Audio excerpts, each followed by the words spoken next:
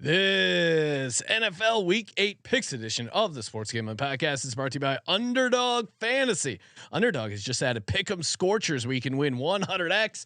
Plus, every Sunday they're giving away $100,000. Use promo code SGPN at Underdog Fantasy for a 100% deposit bonus up to $500. We're also brought to you by Hall of Fame Bets, the sports betting research platform for parlays, player props, and game lines. Download the Hall of Fame Bets app or visit HOFBets.com. Use code SGPN to get 50% off your first month and start making smarter bets today. Plus, the NBA is back, and so is the NBA Gambling Podcast. To celebrate, we're giving away a NBA Gambling Podcast hoodie. Head over to sportsgamblingpodcast.com/NBA dog for all the details. Hey, this is Larry the Cable Guy. You're listening to SGP. Wait, hold on. Say it again. Long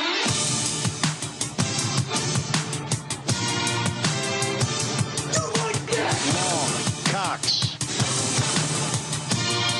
He's one of those guys who will get penetration.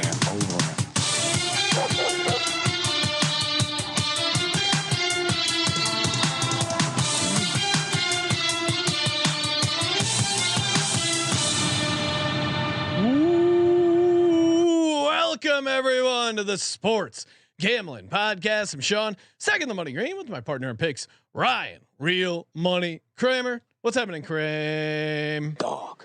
A lot of noise has been brought to my doorstep this week, Sean. What's that noise? Well, I didn't realize I was in a rivalry with the Jets.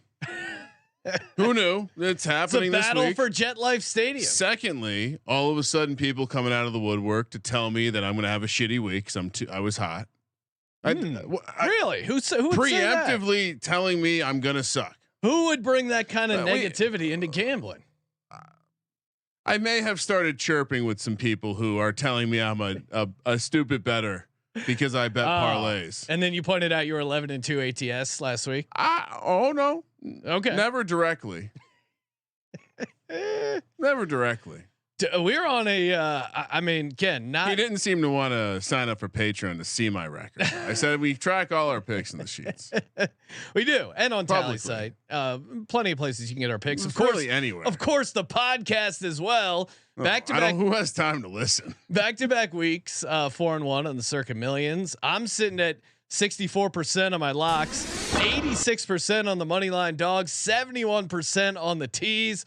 Kramer, you're on a crazy run here. 71% of your locks, and every week you've hit your locks. You've gone 2-0. There's been 2-0 weeks, but then you've mentioned how you keep parlaying your locks. It's been awesome, which is a good strategy. Plus EV better over here. I'm trying to keep pace with Colby in college. That's really what's going on here. But it's been a good couple weeks, and I'm clawing my way back to catching up to you on the season, which is pretty impressive considering all the green weeks you've had and all the non-green weeks I've had. So concentrated heater in effect right now. Yeah, I've had. I'm looking at one red week, the rest green. So again, barely a red week. And that was.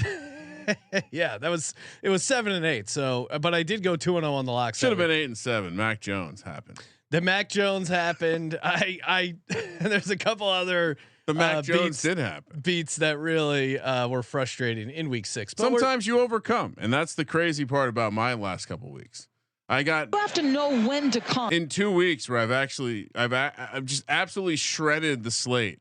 I've been bad beated in a parlay that would have like just to the moon type of NFL season. Yes, if you watch the VSiN show and suggest everyone do so because it's fun. We give out some more touchdown bets we like. We also do a segment called Tail of the Tape where Ryan and I get paper ticket parlays, see which one's longer, which one has a better shot of winning. And we've been the past couple weeks we've been getting a ticket as well for a producer on that show.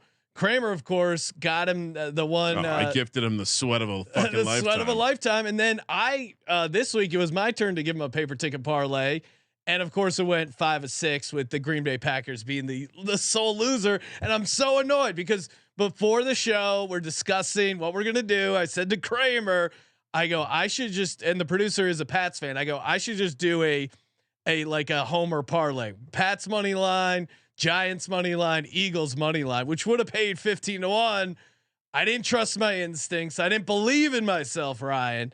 And instead I went with our circa millions picks, which were good, 4-1, but didn't quite get up. You got to review the process, and I think I learned this a couple years back. We've always, as far as I'm concerned, as far as I remember, we've always done this show on Wednesday night. It's possible we did it later in the week in years past, but Thursday night football always existed. So I think we always did it Wednesday night. It was Thursday night. When did Thursday night football start? That's a great question. I think it started before us, right? This is where we start to feel really old because you just have all these concentrated late childhood. 2008. It was only going around for 3 years before we. But just doing the show on Wednesday, it forces you to kind of accelerate your process, and by Tuesday you probably have some opinions already, and by Wednesday I generally get all the bets in. So to your point of trusting your gut, get it in early. Don't think about it. Don't give yourself time to overthink it into a loss. That's how I've been doing that with the parlays too. My ritual is we get to the circa, and whenever we make our way after dinner down to the sports book, I go down, I grab the sheet, and I walk right up to the counter and I just freestyle it right there.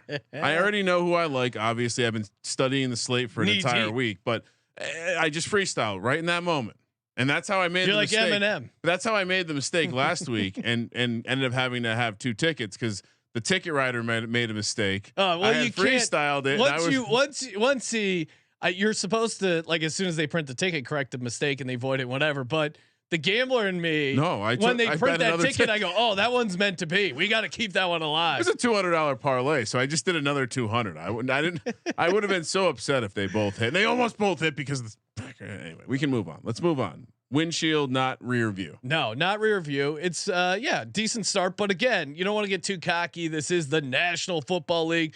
Tides can turn, as we've seen, and public really got their ass kicked last week. We were able to. I mean, Kramer again, 11-2. Even my 8-5. The couple times, and you had a good week, Sean. Yeah, and the couple things I got wrong was the Lions. That was me getting cute. Cleveland -3. That was an insane game. Tampa Bay -2.5. Yeah, that one. I mean, also kind of an insane game. Cleveland, an insane game. Yeah, it was. The NFL admitted to Jim Irsay that they were wrong, and that's another parlay I should have hit. 5-leg money line parlay. I fucked up doubly on the show last week because that was the other parlay I made when I always come to the show with 2 options. And that one paid out 69-69. How did I not just come on, Ryan? What are you doing? I my bad. He's one of those guys that will get penetration. There's something about being in Vegas all day on Friday that just sometimes I miss a simple thing, and that's on me. You know what we never miss here? Discussing our favorite pizza, and that, of course, Little Caesars, the official pizza sponsor of the NFL and the official pizza sponsor of the Sports Gambling Podcast Network here. Oh, you know it. You love it. Of course, pretzel crust read. It's everyone's favorite part of the show. At least me. I get hungry. I'm craving Little Caesars after discussing the pretzel crust. Now, we've all had a pretzel, right? Now, imagine you take that nice golden brown, just buttery soft with those little chunks of salt. I don't know what kind of salt they use. It's that special pretzel salt that you can only get at a ball game. And then they wrap it around a delicious pepperoni pizza. They bring it to wherever you're watching the games. What more do you want as a human being? And look at the price. I probably need my reading glasses, but it's like $7.99, $8.99. What are we doing here? This is why when people ask what's the greatest country, it's clearly America, because we have pretzel crust pepperoni pizza you can get delivered with 1 hour before kick, 3 hours after NFL kickoffs for the pizza pregame there. They got a veggie only option, maybe. Yeah, for Ryan, for people with dietitian disabilities, people who just only love veggie stuff. They got a handicap section for me. And again, the brownies are delicious, but you gotta be prepared to put down a ton of chocolate because it is chocotastic. Love the stuff. Love the wings. Delicious. All the sauces, and there's no rules with the sauces. You can put the pretzel crust in the cheesy jalapeno. No one's gonna stop you. Highly recommend that combo, and of course, recommend Little Caesars delivery or get our in-store pizza portal pickup. Grab some friends. Grab a few slices during the game. Little Caesars pizza. I love being able to put the sauce wherever I want. Yeah. Mix and match. Yeah, there's no rules. Little this sauce here, little that sauce there. All right, Sean. Any closing thoughts on the week 7 that you'd like to share before we move ahead? No. I mean, just we got a lot of games because no buys. Can I give you just one little nugget that stood out to me? Well, two. I'm going to give you 2 nuggets. Okay. One, we do have a close your eyes special. Oh, really? So 2 teams underperformed the spread last week, but they play each other again, Raiders and the Lions. So look forward to that one later. And a little nugget on the old public sides we've been tracking. Last week, it was a bloodbath for the public. It really was. 0-9 ATS, the public sides. Oh my God. And again, we're tracking them against 70% of the bets on Wednesday when we record. 0-9 ATS and 2-7 straight up. So they're mostly dogs. And imagine if you would the round robin parlays that we could have had, Sean. Beautiful. And that's it. That was all I really had on that front. And other thing I would say, the NFL, we're gonna have to deal with it. But these teams are playing funny business with the injury reports. And the NFL, this is going to have to be a topic we talk about. And then we're going to have to listen to fucking lawyers and shit talk about what they can do and what they can't do. And because teams are clearly manipulating the injury report. That's my biggest takeaway from this season so far. Midweek, once again, I'm sitting here like, well, how did I miss Brock Purdy getting concussed? Yeah. Anyway, Thursday night. So you're good. We're going to pick games now. Thursday night. Like Sean said, no bye weeks, which I didn't actually go back and validate this, but I'm pretty sure this is abnormal. Pretty sure something's different this year with the buys. Don't think we had everyone plays again right in the middle of the bye stretch. Do you remember that last year? No, it's but not the kind of thing that we would remember, but I block out most bye related. That's true. Good call. Thursday night football. We're heading up to Orchard Park, New York. Bills will remind you. Bills fans would love to say that they're the only team that plays in New York. Bills laying 8.5 here against the Tampa Bay Buccaneers. Bucks catching the big money line plus 330, minus 425 for the Bills. 43 is the total. Bills are looking ahead to a spot against Cincinnati, which might have some meaning to some. Damar Hamlin, comeback player of the year, lock it up. Expected to be. There's a chance of rain in this one, but other than that, it looks like a pretty clean day to play football. Worth noting, in light of some of the other quarterbacks in the National Football League taking a chance to opt out of playing due to their injury hurting, Baker Mayfield and Josh Allen happen to be playing through injuries. Specifically, Sean, did you know Josh Allen's playing through a shoulder injury? They don't no talk issue about with Josh Allen they don't playing talk through about it. It's funny. They don't talk about it, but he's able to do it. Deshaun Watson, meanwhile, is on a gurney over there because his shoulder hurts, still bothering him. Which he's just. Do you want to talk? He's just. I mean, come on. Can we talk about what's going on? He's clearly faking it so that he can get more massages. Non-guaranteed. Did you see? Did you I'm happen not touching Deshaun Watson? Did you happen to read the Brady Quinn thread that I sent over? Yes. I read a couple pieces of it. Just, I don't want to misquote it. If you haven't seen it, maybe Josh. I'll send it. Maybe Josh has it and he can put it up on the screen. But basically, Brady Quinn decided he was going to comment. Somehow, he said something on a radio show. The quarterback coach for Deshaun Watson fired back at him as to say like, "Hey man, like don't talk about my guy." And so Brady Quinn responds, "How about we massage this conversation and get it to a happy ending?" Does that sound satisfactory? Oh my God, that is how long has he been saving that one up? There's no way he spontaneously. Hey, there's no way Brady Quinn spontaneously came up with that on the fly. No. 2 awesome comment. Funniest thing I've heard all day. Anyway, the quarterbacks we're talking about right now are playing through injury, and they're happy to do it because they're football players. Thursday night, they don't have a headache like Bijan Robinson. Well, all right, and it's all right. So it's Thursday night. So you have to evaluate the coaches on short rest. You have to evaluate the situation. Bucks coming off. I don't know what would you call the Bucks game? Yeah, I mean, closer than it probably should have due to some nice turnover work. They were very fortunate to be in that game.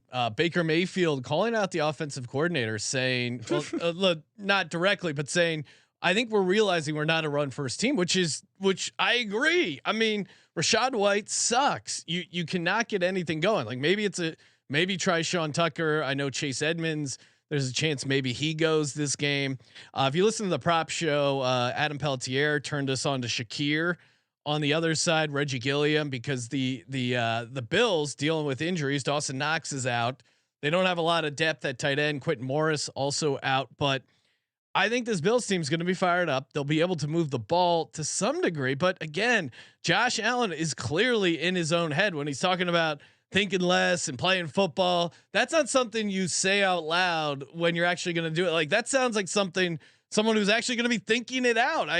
The Bucs blitz a ton, and Allen is good against the blitz. So that's the problem with this particular matchup. Yeah, and I think even more specifically, if you just look at what they've done at home so far. Yeah, 38-10 against the Raiders, 48-20 against the Dolphins. And in the Daddy Dable overthink it revenge spot, okay, they tripped, they fell multiple times, 14-9. We generally like to say that the Bills they do take care of lesser opponents. Yeah, it's now true. Again, let's. I mean, they did just lose to the Patriots. But divisional opponent who knows you well. I think that's a slightly different animal. Bill Belichick, who is still pretty good at being able to game plan into you. I do think they do. They're a team that kind of plays down to their competition. Like the Raiders game would disagree. You're right. The Raiders but yeah, I mean, you look at the Patriots game, the Jags game, I guess, or maybe you think the Jags are good there. Oh, that was London. Mayfield dealing with a slight knee tweak. I just keep coming back to the Josh Allen turnover thing. We mentioned liking Josh Allen interception prop. He has 67 interceptions since 2018, second most in the NFL. We'll tell everyone who's number one. Baker Mayfield. So, but I think Baker Mayfield. They're both in this game. How amazing is that? But Baker hasn't. I don't think has he thrown a bunch this season. He's been better. Yeah. I think the issue with Baker is that so if you believe that the front seven of the Bills isn't going to get home, because the problem with the Bills right now is that their back end isn't as good. Yeah. Well, and Matt Milano, and if they don't get the pressure, there could be problems. Yes. Now overall, they're still 13th in pass DVOA, 15th in rush, but that number is sinking. Like the weighted number overall on their defense is is worse than their ranking at 13. If you look at recency, and so you have to believe that the Bucs can handle the front seven, can handle the pass rush, and then give Baker time because Baker still isn't great under pressure. I've heard some people say he's playing better under pressure this year, but that like his whole career, he's been the same guy under pressure. I don't think he's going to randomly change because Bruce Arians is whispering in his ear. Yeah, I think the Josh Allen turnovers and the fact they're just missing so many guys on the defense. I think you got to take 8.5 points, especially considering you have Mike Evans on the other side. So I'll go Tampa Bay here plus 8.5. This I'm going to lay the points. This strikes me. Maybe stupidly, I'm going to lay the points, but this strikes me as a very home teams have been bad Thursday night football too. I don't know why, and it's not factored into my handicap. But yeah, I'm going Bucs. I think the combination. I mean, we kind of broke it down. We really like Josh Allen to get loose with the legs. I think the way that Todd Bowles plays defense is going to allow Josh Allen to freestyle really well, which is the best thing he could be doing. And I think him getting back to playing football, like you said on the prop show, Sean, it's him getting back to freestyling and doing his thing, which creates touchdowns and interceptions and fumbles. 38-17 creates variance. I'll lay the 8.5. All right, let's hop over to Sunday. New Orleans coming off Thursday night. Dennis Allen, which by the way, fun nugget about Dennis Allen.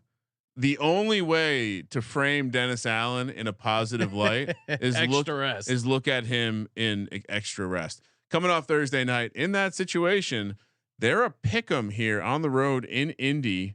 Well, -110 each way. I know there's some -1s out there on both teams here currently. 43.5 is the total. The NFC South just a dumpster fire. Somehow the Saints are leading the division in points, which is almost unbelievable. Well, they just edged out the Panthers. Yeah, it's just all before garbage. the Panthers were on bye. They were leading the NFC South in points, which is insane. Also insane stat: Alvin Kamara, I think is on pace for 149 receptions, which he missed the first 3 games. he missed 3 games. Derek Carr just loves checking down to Alvin Kamara, and he's looking like one of the more correct best ball picks in the 9th round in the offseason. And Nico Collins in the 12th, 13th round also kind of popping up as an obvious one. I kind of don't want to be on either one of these teams because the Saints clearly have some personnel issues going on. Chris Olave getting arrested for going 35 miles an hour over the limit. That's just. I mean, if only he went full speed when running routes, Ryan. Oh wow, is he not gonna? For you to make a speeding joke, just is he gonna play? Like they're not gonna suspend him or anything. Oh no. I'm just saying there's him arguing with Derek Carr there, and just Dennis Allen general suckiness on the road isn't that appetizing. But then you go to the other side and. Yes, Gardner Minshew's fun. He's got a mustache. He lives in a van. These are all positives. Yeah, but also he's just had a shit ton of turnovers. Past 2 games, 4 interceptions and 4 fumbles lost. Like it's really tough to trust that guy. And doesn't it seem like people were almost able to look past his mistakes because he's a backup quarterback? There's something weird that happens because it's like, oh yeah, he scored 2 on the ground. He's frisky. He also handed them at least 10 points. Yeah, he literally got sacked by Myles Garrett and let the ball lay on the field. And then Garrett just jumped on it and they got a touchdown. It reminded me of when, and he's also wearing a Colts uniform, but it reminded me of when Nick Foles was on the ground next to Kayvon Thibodeau doing the snow How angel. dare you? How dare you? That was classless. This is a tough game too, because it's like, you don't really want to, like you said, you don't want to take either team, but then you look at the injury report, a lot of guys limited on the Saints side, a lot of guys not practicing on the Colts side. Yeah. I don't know what to do here. I'll be honest. I don't really want to take Dennis Allen and Derek Carr and this Saints team, but they seem to be the better team. Well, I think their defense has had some moments where they look pretty good. Didn't look great against Jacksonville, but in general, they're 7th still in defensive DVOA, 4th in defensive EPA. So for me, that's the only really good unit on this field. And I do think the Colts are going to struggle. I mean, look at what Jerome Ford did and some of the running backs. Like I think, when we get to the DFS show, it's going to be hard not to put Alvin Kamara in your lineup. And last but not least, when Minshew's opponents score more than 20 points, he's 1-15 straight up. Now, can the Saints get 20 points? Yeah, that's the question. I'll say yes. So give me New Orleans at a pick. Well, I have a nugget that directly lines up with what you just said. Wait, when the opponent scores 20. Yeah. Let's say, because the Colts have scored 20 points in every game this season, Sean. How many other teams in the National Football League have scored 20 points in every one of their games this year? Ooh. How many teams have scored 20 points? The Colts have scored 20 plus points in every game this season. Okay. How many other teams have scored 20 plus points? I'll say 3. 0. Really? Colts are the only team to have scored 20 plus Chiefs, points. No, in every first game of the season, they didn't score. Yeah, you're right. Is that not a wild fucking nugget? Yeah. No, Chiefs scored 20. It was 21-20. Oh, then they didn't but then score they scored 20 17 against the Jags. That go. was it. And 19 against the Broncos. It's very difficult for me to take the Saints here. Well, and wax to face in the YouTube chat saying Jonathan Taylor almost 100%. Colts are dangerous. The Saints run defense, I think, is usually pretty solid. Now, what version of the Saints worst will part you? Of their D. Yeah, but it's still like it's not. I don't know. You think Jonathan Taylor is going to have a big game? I think there's no reason why the offense couldn't look like last week's version of the offense, and I don't think the Saints do anything on offense as well as the Browns run the ball and the Browns were general running back play. Although the Browns were able to do whatever they wanted with PJ Walker, so maybe to that point, this is going to be another sneaky over game. I guess I'll close my eyes and take the Colts. Fair. I mean, I'm not going to be locking this up, but yeah, I'll go Saints. I want nothing to do with this game. It's a true pick 'em. The Saints on the road have been good too lately. I mean, there's a lot of they've been one of those weird teams that are better on the road than at home. I'll stick to the nugget that was on. I think Jonathan Taylor has a game, and that ends up being the difference. No, it could be. Great game, great matchup here. Not looking forward to it. All right, next up. Oh my goodness, got too many things. Jacksonville, another team coming off Thursday night, which this is part of the reason I can't. Yeah, the game last Thursday I think is impacting my ability to bet on either one of those teams. Jacksonville in a back-to-back road spot, also looking ahead to their bye week. I don't know if that's Doug P probably has some sick vacation plans. Oh yeah. -2.5 on the road here in Pittsburgh, -140 on the money line. Steelers +120.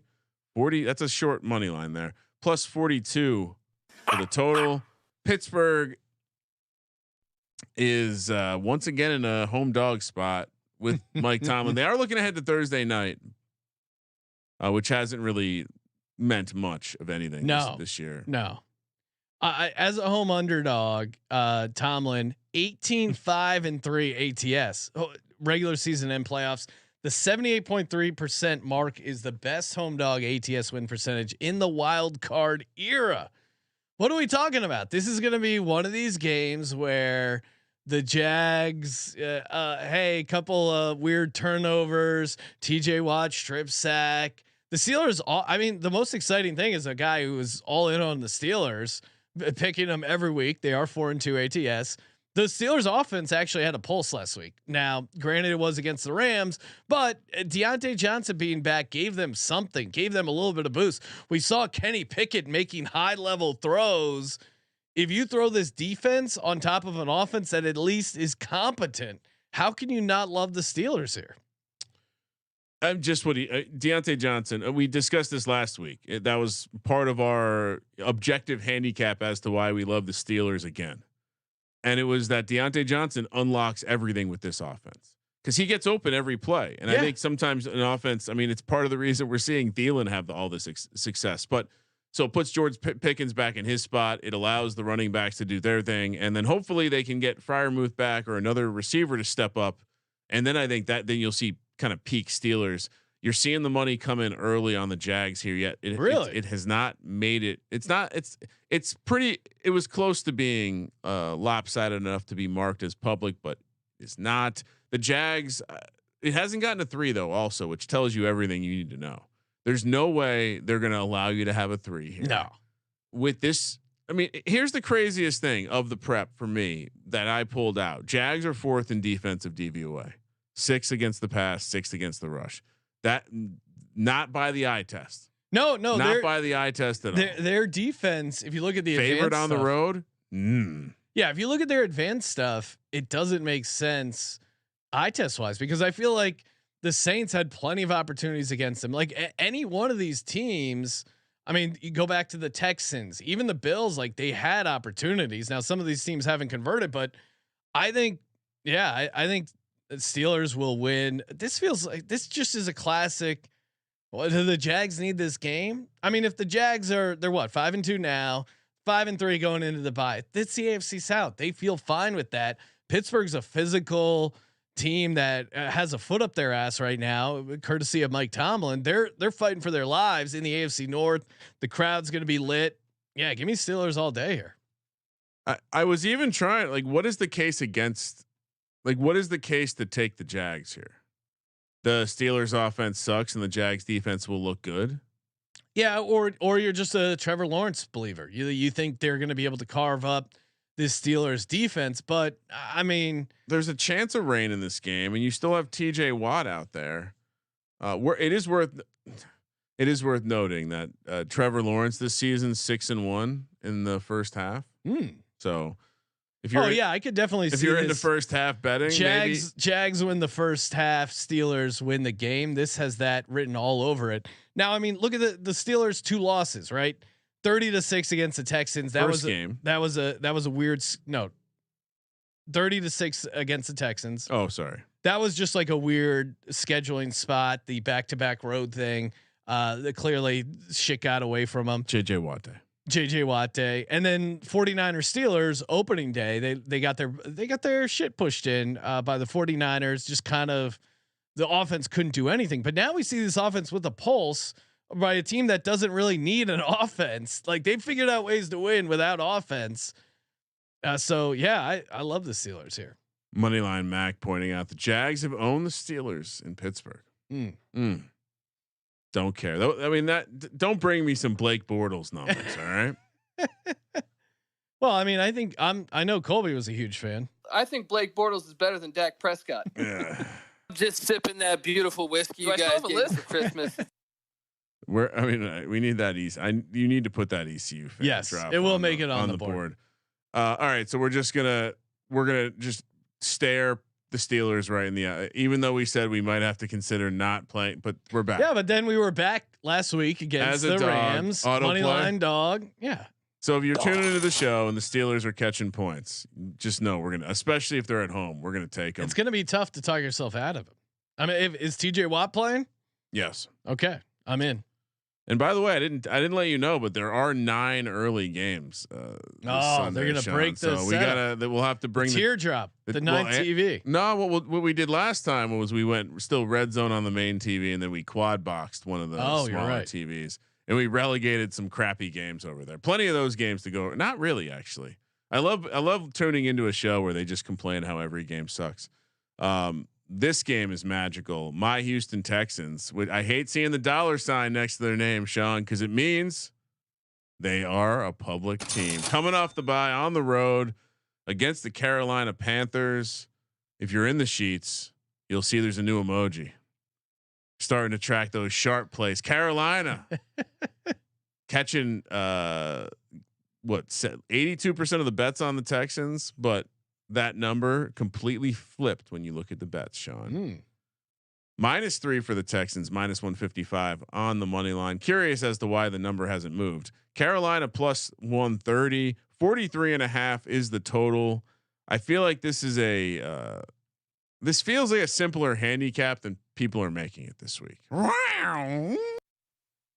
Is that the sound a bull makes? That's the Panthers. So I think the case for the Panthers, they're coming off a bye. They have they switched play callers to this new hotshot guy who knows Sean McVay, and I think coach for him. Yeah, I think in some ways this could be massive motivation factor for the Panthers, right? I mean, you could make a case. Maybe this is kind of their Super Bowl where Bryce Young doesn't want to be shown up by the 0-6. Is that what the record is? Yeah, they're 0-6. So this would be one of the few motivating spots for them because it's him versus CJ Stroud. Yeah, I think that's something they would get up for. But I mean, you look at just the talent level in Carolina, and the defense just got so decimated by injuries. Carolina 32nd in defensive adjusted line yards. I think this is actually going to be a nice game for Dameon Pierce, who's had a quiet start to the season. If you can give the Texans some nice running support there, CJ Stroud has shown the ability to go in and get wins on the road, and just has way more moxie and confidence. CJ Stroud does than Bryce Young. Like Bryce Young, maybe you have some new play callers, but there's just no one's getting open with the exception of Adam Thielen, and Bryce Young lacks the confidence to either throw these guys open or throw into tight windows. I don't see that really changing. You got some drama at the running back rotation. Miles Sanders has been banged up, disappointing year. Chuba Hubbard probably getting more looks, but and I would could talk myself into the Panthers if the Texans aren't also coming off the bye. Like, what am I missing here? Worth bringing up that CJ Stroud has never won as he's never covered as a favorite. This will only be the second time he's had to do that. Look, I think to me, when I watch this Texans team, like I understand the analytic, like the underlying numbers aren't screaming, this is a great team. I mean, the defense is bottom 10, I believe, in DVOA. Yeah. But they're close to the top 10 in offense DVOA, and that's not carried by the running game, like you were mentioning. They're bottom 5 in rush DVOA. I think they might actually get some support from the running game because of how bad the Panthers have been. Like the reason I would bet the Panthers or pick the Panthers I mean, one of the reasons is they're 0-5-1 ATS. So at some point the market will correct itself. We saw the market correction with the Broncos last week against the Packers. Broncos were the other team who hadn't covered a spread. So yeah, and shout out to Pretzel Crust Pete in the chat. He's saying both teams will throw for interceptions, or both quarterbacks will throw for interceptions, possibly. But I mean, again, CJ Stroud's been so good with the turnovers, and of course, if you want, I will answer any question asked by someone who has pretzel crust in their YouTube name.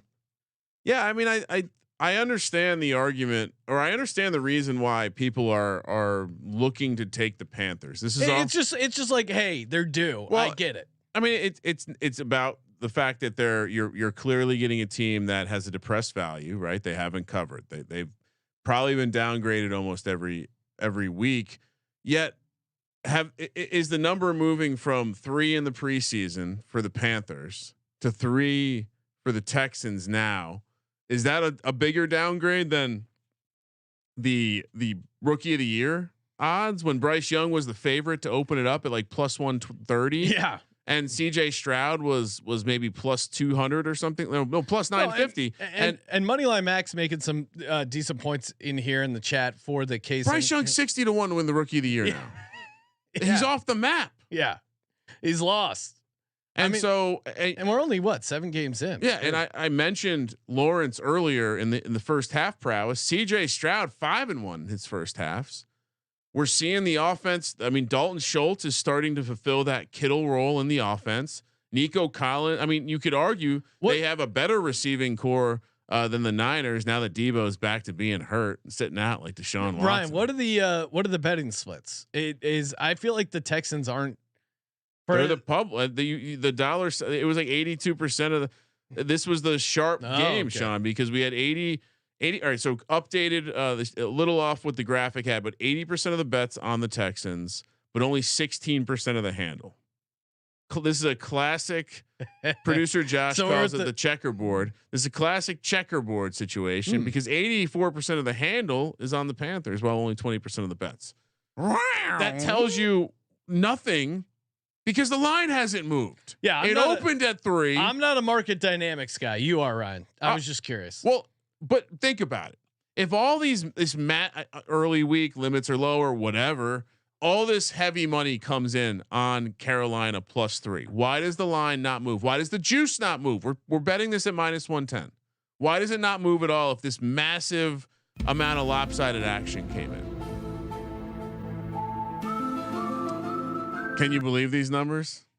I guess you can. Yeah. But yeah, I mean that would be my pushback on anyone who's going to get cute and hop along on Carolina here, stating all of the things that you tried to say nice about them. I'm laying the points with Houston. I think Houston is a far superior team. Think about it. The argument as to why everyone loves the Panthers is because they reset their offense with a new play caller that has all these new added elements of motion and things that Frank Reich hates. Who he hired. Very confusing. Meanwhile, you have an offensive system that we've seen work around the NFL that has progressed nicely a full 5 weeks, 6, 7 weeks ahead. This makes no sense to me. This is lock potential going against the world. Stay tuned. Ryan, we're both on the Houston Texans -3. A lot of talking about the Texans. Feel like the good old days of Andre Johnson and Matt Schaub. Just a friendly reminder: this episode's brought to you by BetterHelp. Oh man, I think we've all had moments where your mind's racing, you're stuck in a decision loop. You can't get past things mentally. You're dealing with a crisis, either at work, your home, your personal life. Talking to someone can really help. I mean, think how many of our favorite athletes also see a sports psychiatrist or just someone to talk to. No shame in that. There's a stigma there, and there really shouldn't be, because the brain is like any other muscle, but it's the only muscle that sometimes works against itself, right? We've all been in those self-sabotaging moments. You even find yourself like, why am I doing this? I wish I could kind of get out of this negative behavior, and therapy can really help. Just talking to someone, they have to listen to you. It's great. You can vent. And a lot of people have seen a lot of benefits from it. If you're thinking of starting therapy, give BetterHelp a try. It's entirely online, so super easy, designed to be convenient, flexible, and suited to your schedule. Fill out a questionnaire, you get matched with a licensed therapist, and switch therapists anytime for no additional charge. All your excuses, oh, it's a pain, blah, blah, blah, it's super expensive. Well, you got 10% off your first month. BetterHelp.com/SGPN. Make your brain your friend with BetterHelp. That's BETTER help.com/SGPN. Couple other things, because I did want to bring this last point up as to why it's potentially a lock. Everyone's excited about Thomas Brown coming in, calling all these fancy Sean McVay tricks, right? Because he can train a dog, so he can train an offense. But do you remember what team DeMeco Ryans coached for? Yeah, San Francisco 49ers. And what does the flow chart tell us? They own them. They own them. They own them. And what is now happening in San Francisco land since DeMeco Ryans left? They're already chirping about Steve Wilkes. Yeah.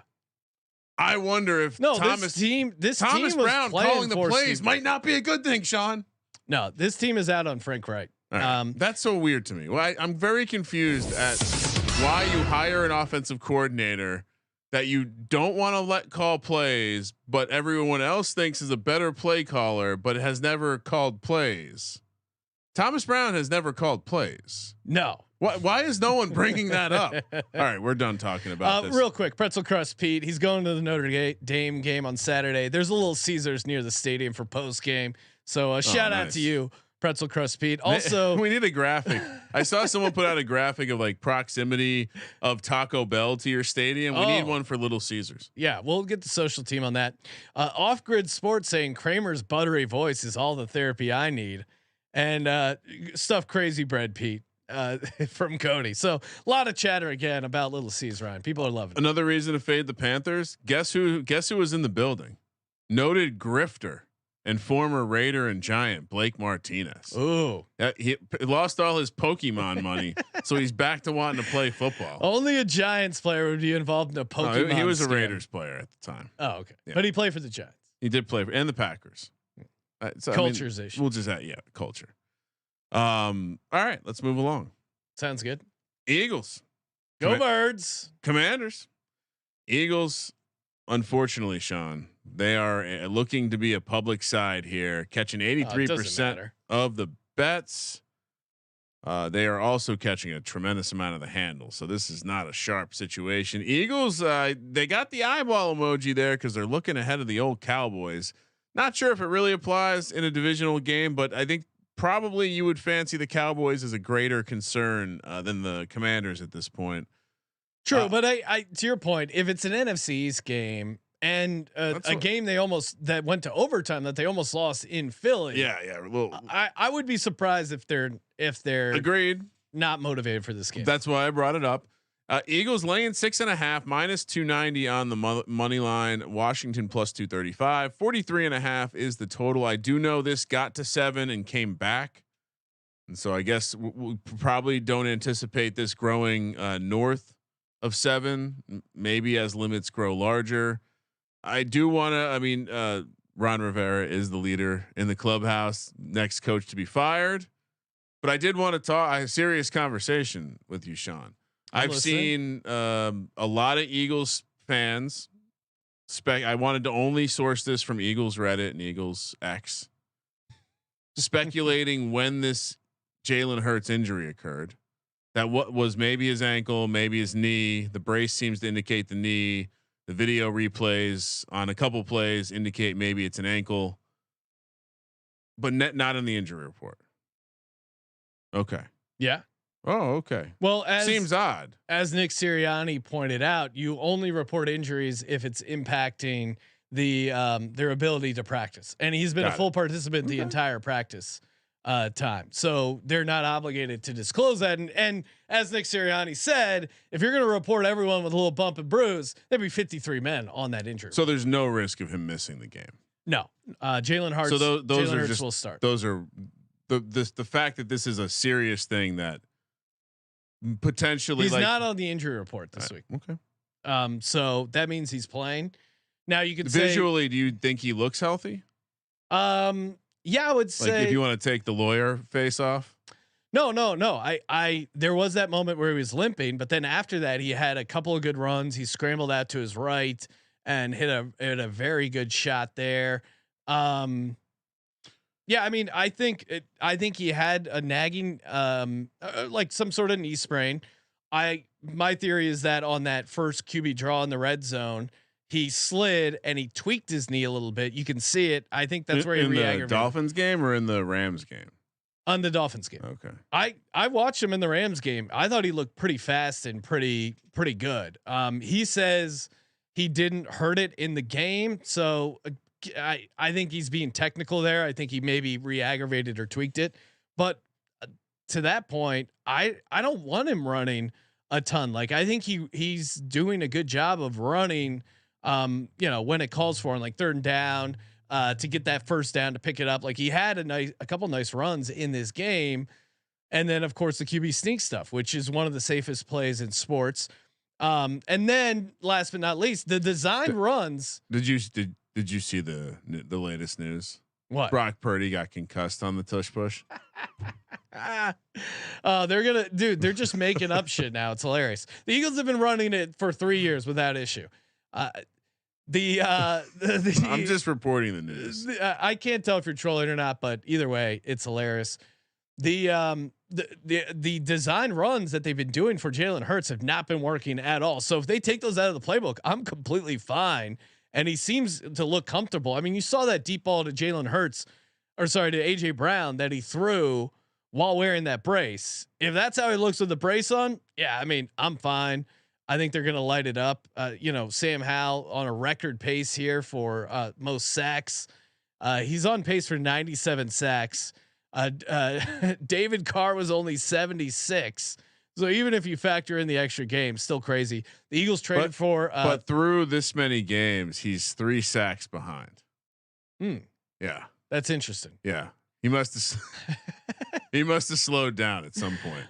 Maybe they took him out. Yeah, they finally adjusted it. Eagles traded for Titans safety Kevin Byard.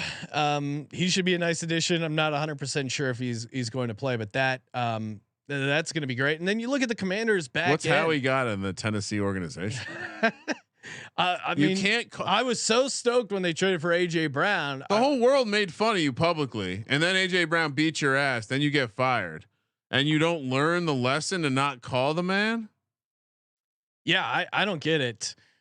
And then the Commanders are clearly unraveling. You saw, I think it was Montez Sweat freaking out after they lost to the Giants. I'm tired of losing.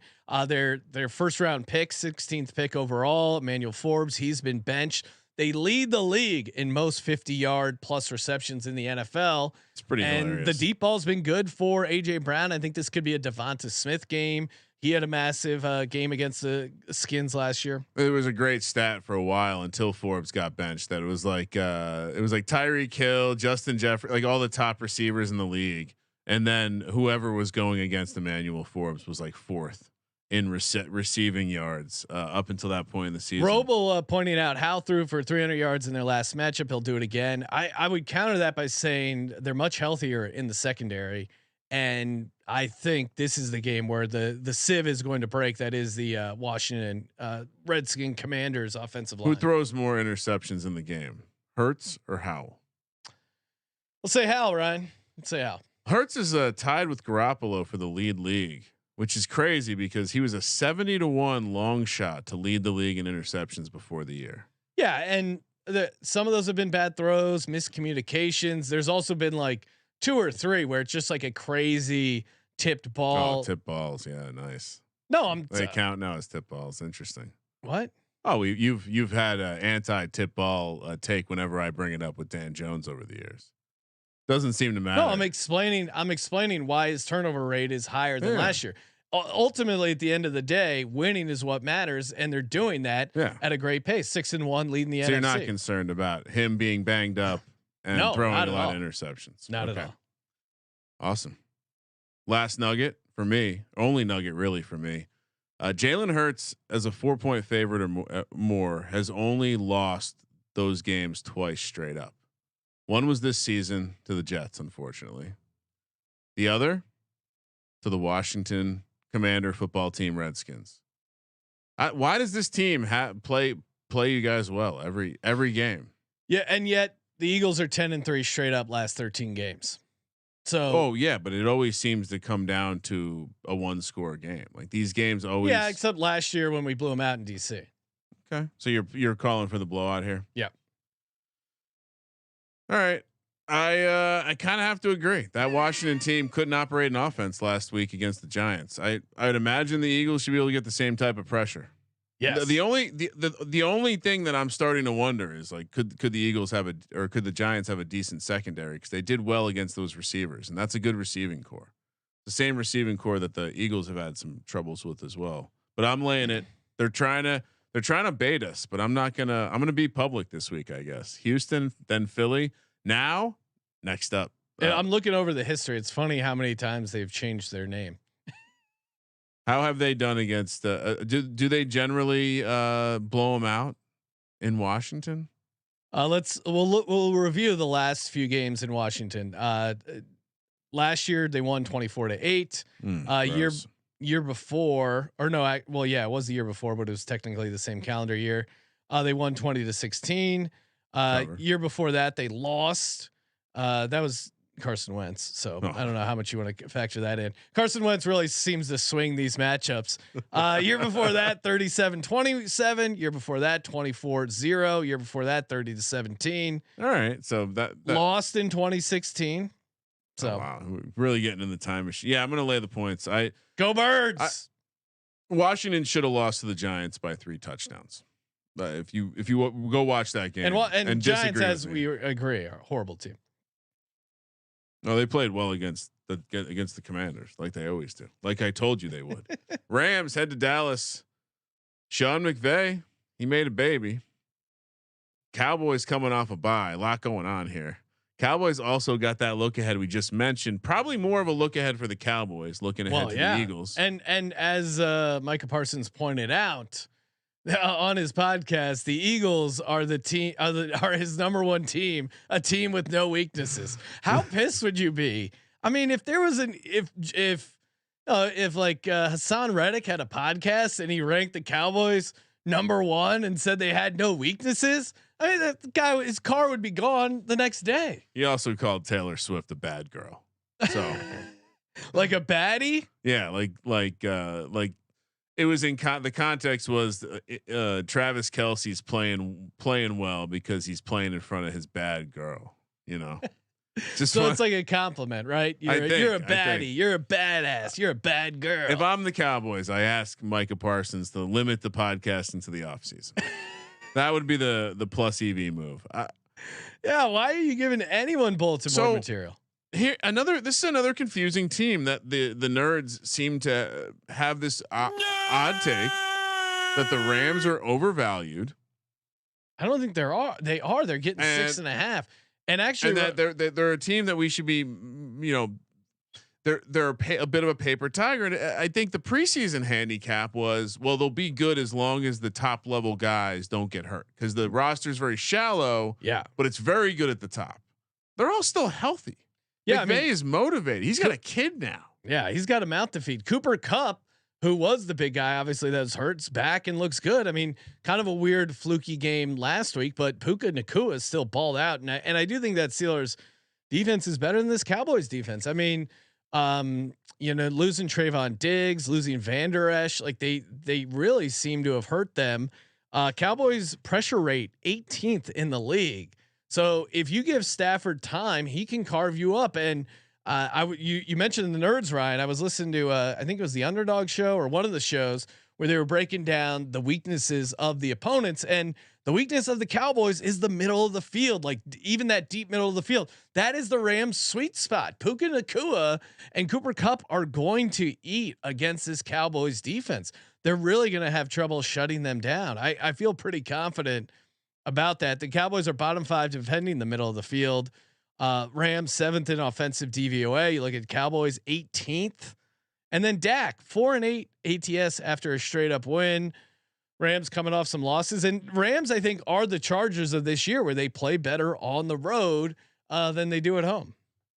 I mean, certainly in this matchup, it's probably a benefit. They're a live dog, and because if this game's taking place in Los Angeles, it's also a Cowboys home game. Oh, Ryan, sorry, I forgot to mention one thing. Oh, on the Washington Commanders game, Magic Johnson weighing in on the Commanders' loss. Quote: disappointing 14-7 loss for my Commanders to the New York Giants. It's hard to win in the NFL when you only score 7 points. He's right, and he's right, or all at the same time. I like hire a new social media guy, Magic. No, I think these are actually Magic. They're beautiful. They're because you could try and parody them, but the simplicity and the no duh aspect of his tweets are just. We know unmatched. athletes are sometimes notoriously cheap. He's probably got his lawyer doing the social media, so it's real dry. Yeah. So it sounds like you're on the Rams, Ryan. I wasn't gonna debut a Cowboys pick in this situation, and it's a bad spot for them. I mean, what does it look like? We didn't even get to it. What does Cowboys it look like? Are coming off the bye. McCarthy off a bye though lately, and he's locking himself in the office. That's probably not healthy. Yeah, there's not much more to talk about. I will say if this game gets wrecked, it will be because of that pass rush you're talking about. But I agree with you; it has not performed. And those numbers include a game against the Giants and the Jets that they absolutely if ate. anything, their numbers were padded because of those two early dominating performances. It does seem like Diggs has mattered to this team. Yes, which is slightly who's strange. going to cover Cooper Kupp and Puka Nacua? Yeah, I don't know. I mean, to your point, I think they will be able to attack. Although, again, the numbers suggest that the Cowboys are very good against the pass. So we'll see how they counter this. But yeah, I feel like the advantage is to McVay. He's up all night with the new kid, just thinking of ways to destroy McCarthy. All right, young fit coach versus old fat coach. Family first for McVay. This guy's locking himself in the office. All right, New England heads to Miami. Miami looking ahead to a trip to Germany. Who knows what kind of goodies McDaniels will get over there. -9.5, -470 on the money line. Pats +360.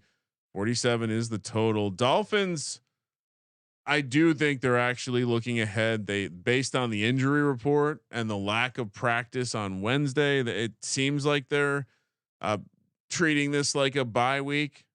There's a joke in here about the SEC and the FCS right here, but like a late season Georgia, Morehead State game. New England. Well, yeah, and Tyreek Hill, to your point, Ryan, he didn't participate in Wednesday. Raheem Mostert didn't participate. It's a huge list for Miami. Miami's injury report is comical. Yeah, and I don't know. And their offensive line a little banged up. They play the Chiefs next week in Germany. Yeah, that's what they're focused on. I think they're definitely resting Tyreek Hill. I'm sure he'll play, and I'm sure Mostert will play, but. I'm with you. I think they are resting him. And I mean, you're kind of crazy to look past this Patriots team, as crazy as that sounds. Because how did the Eagles beat the Miami Dolphins? Well, I think this Miami Dolphins offense not quite as electric if you can slow down the run. And New England 9th in defensive DVOA. I think if they can slow down Mostert, if they can slow them down a little bit. Now, Patriots historically struggle in Miami. A lot of that is usually when it's hotter earlier in the season, but I think this is actually a decent spot for the Patriots. Maybe a little bit of confidence. To your point, maybe the Dolphins looking ahead. Dolphins are coming off a loss. They do have a ton of talent, but we saw the Patriots defense kind of know how to play them in New England. They shut down Tyreek Hill. It was his worst game of the year. He only had 40 yards. That was with the rookie Christian Gonzalez, who isn't playing anymore. So you got to wonder if that's still going to. Yeah, and Judon is out, and clearly they're not quite the same. Mac Jones got the monkey off his back about not being able to win as a dog, not being able to cover as a dog.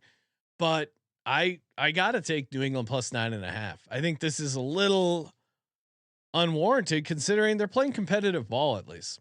And the last thing I would add is the Dolphins defense is not great. Yeah.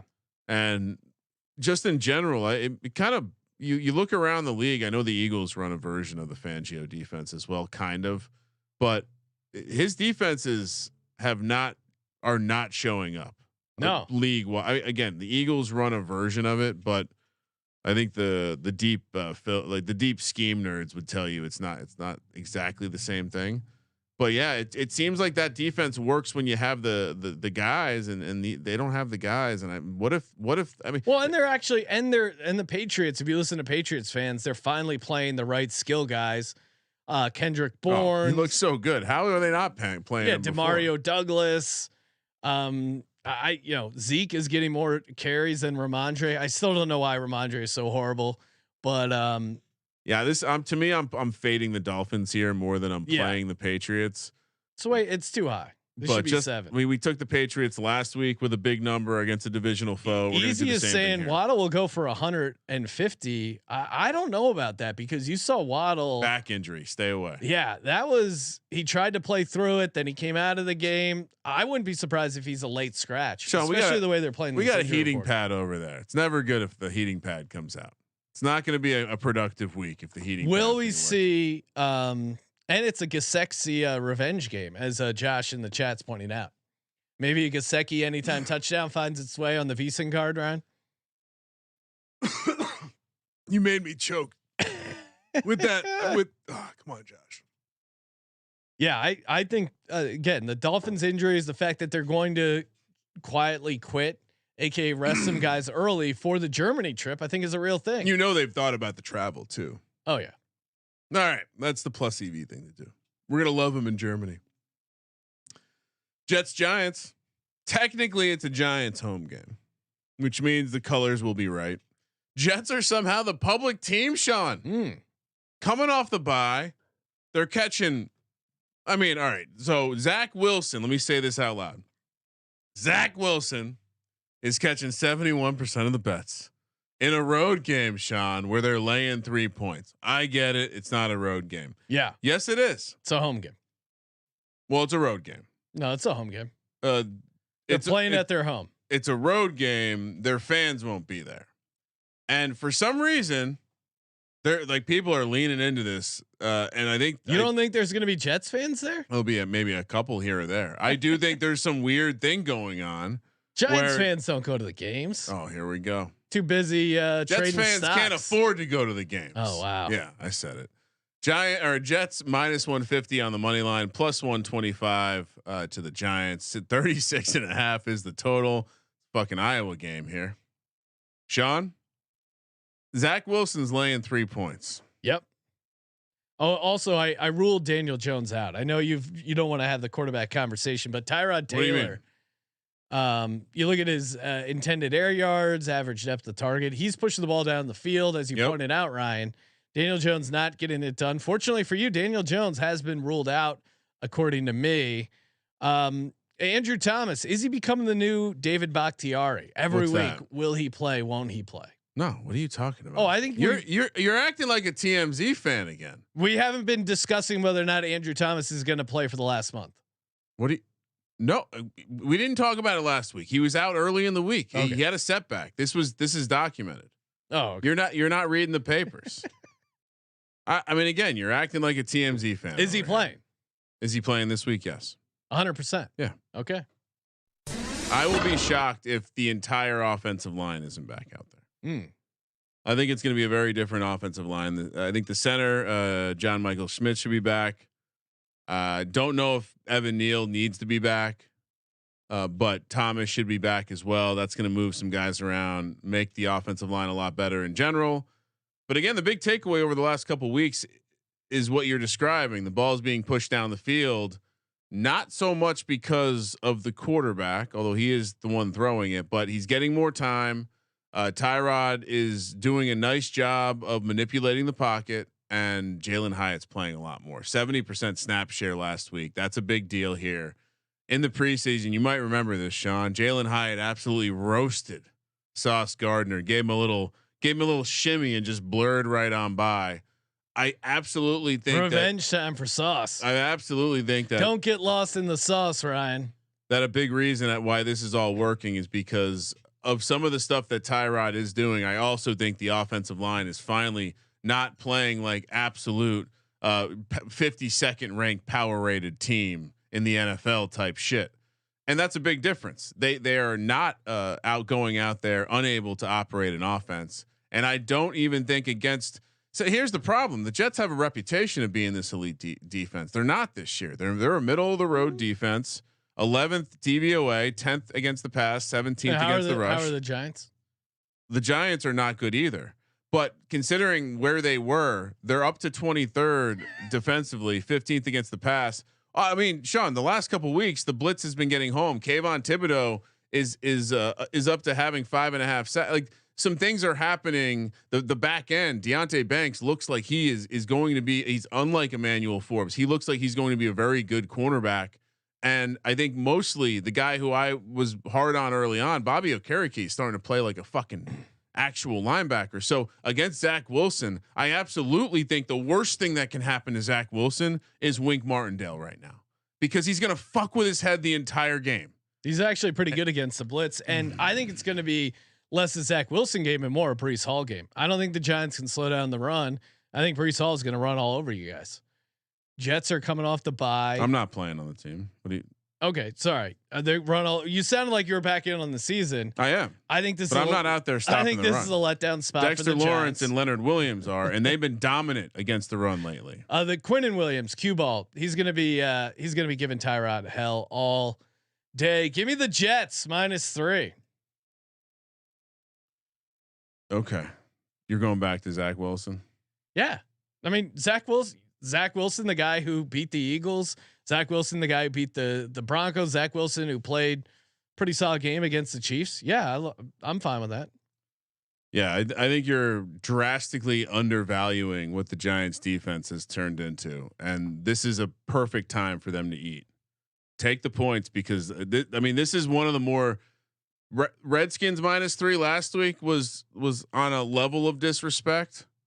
This is somehow more Zach Wilson. Yeah, get out of here, dude. You're acting like Tyrod Taylor's Joe Montana on the other side. Don't care who the quarterback is, although Tyrod's playing well, like you pointed out. You can't start out by saying he's playing well. No, I said he's playing better than Daniel Jones. No, you said he's playing well. You brought stats. You said objectively his ADOT looks great. I said his it's much higher than. No, you said it's great. Okay. Just like the pizza bit. You're trying to rewrite history on real time, and it's not working. You're going back to Zach Wilson. I appreciate your passion. Yeah, Zach Wilson's been good, man. These teams. All right. Wink's gonna eat. I love it. Give me the +3 again. Winning strategy. Giants +3 at home. You know what else is a winning strategy? Signing up for Underdog Fantasy. Use that promo code SGPN. 100% deposit bonus up to $500. Imagine putting $500. You get a free $500 to play with over at Underdog Fantasy. They have their $100,000 Sunday. All you got to do is play one of the featured players in one of your pick'ems. They've been doing a bunch of these flash pick'ems, which is really fun. Like they'll say, I don't know why Daniel Jones is on the card here, but relevant guys like Christian McCaffrey to get over a half yard. Christian McCaffrey higher than a half yard. There's so many fun ways to win on Underdog Fantasy, and you can get it up to 100x if you hit some red hot scorchers. And we got NBA is back. We got a contest going with Underdog. sportsgamblingpodcast.com/NBA dog, giving away NBA gambling podcast hoodie. They got you covered. Hockey as well, and college football, higher, lower for your favorite players. Underdog Fantasy promo code SGPN. Esports too. You're into that kind of stuff. Wow.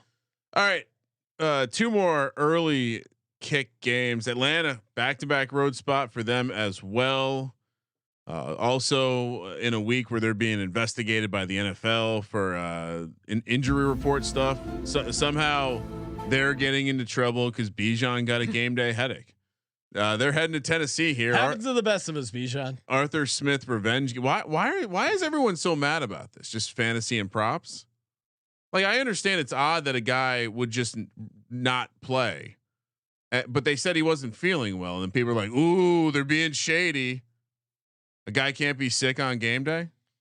I think what made it. I'm not doing like a bit right now. No. I think if they didn't put him in to run one play at the very end of the game, I think that's where it got weird, because then he qualified for all those. I think he played before that.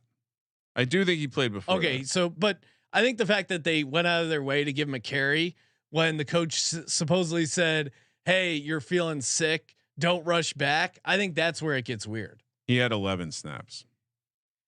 Yeah, I mean, this shit happens all the time. I understand a lot of people are new to gambling. But yeah, I mean, Atlanta, you should report it when you find out he's ill. And shame on Fox for not actually having someone. But his practice availability wasn't impacted. No, I know, but I think well, you're right. If he truly just woke up on Sunday feeling ill, then at the very least, where's Jake Glazer? What if he has fucking migraines? I mean, we've seen guys miss games with migraines before. Who's that Vikings receiver that always had him? Percy Harvin. Yeah, that was from a little of the CTE, I think. Too much of the CTE.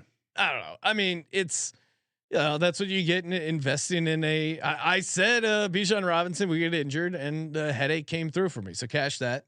But why? Yeah, I guess I just don't understand. Why you don't understand why people are pissed because they. No, I don't understand how this is any different than like a number of the other practices that other teams are doing. Because there was no heads up that this was going to happen.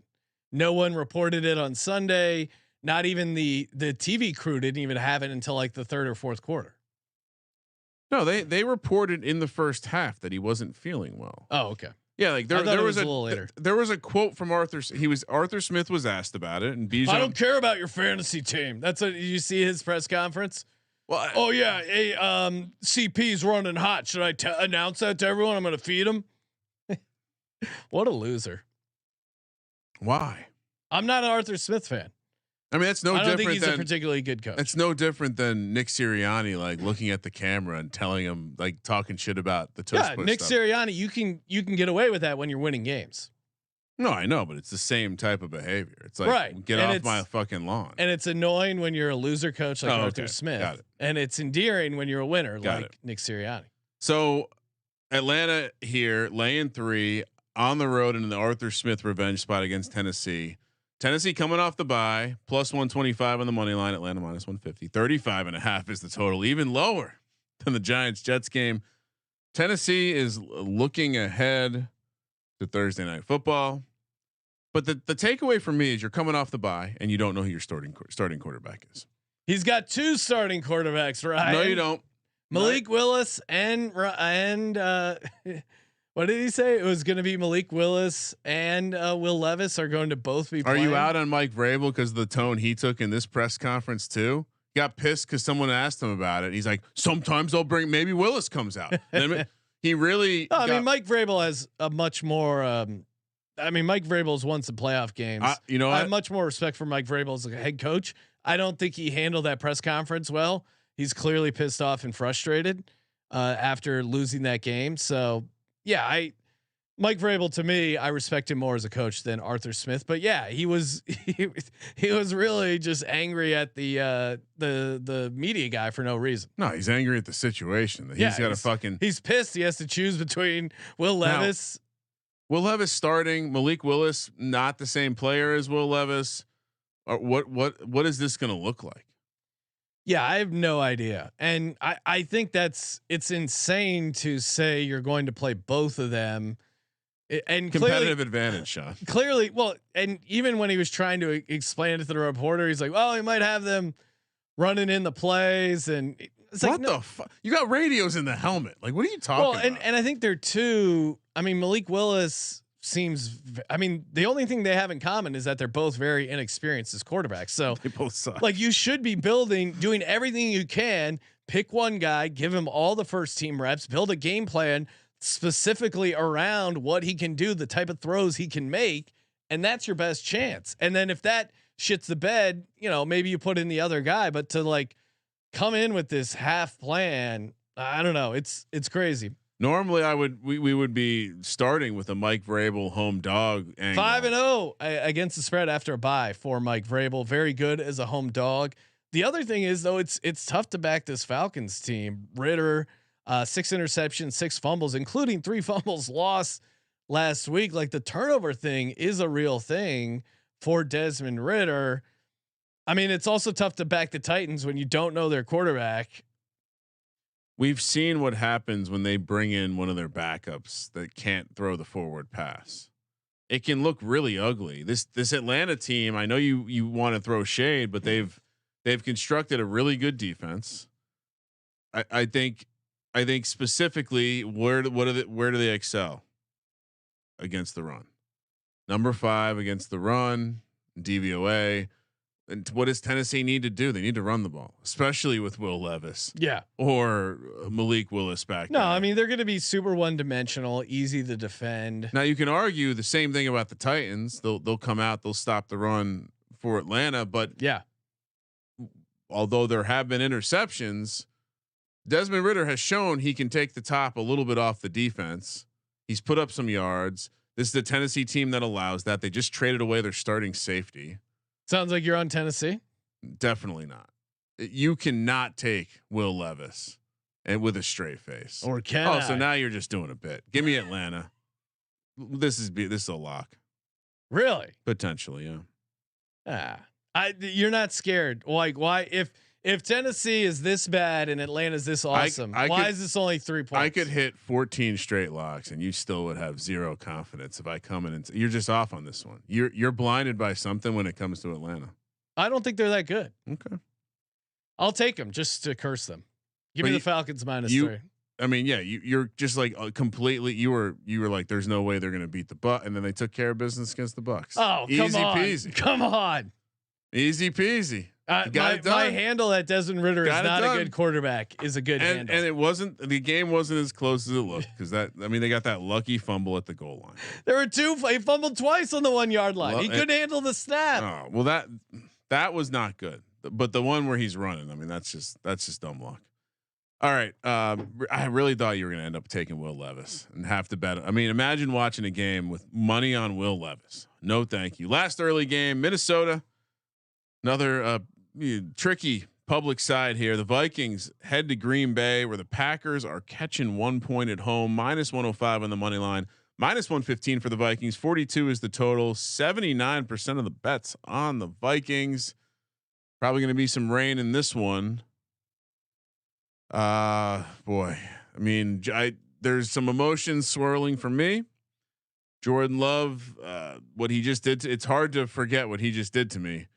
This Packers are the team that makes me not believe DVOA. Somehow they're 12th in the past DVOA. That's not a real number. But they're just horrible at defense. This Packers team has not figured it out. Jordan Love is not the guy. You understand why he took a contract extension for less now.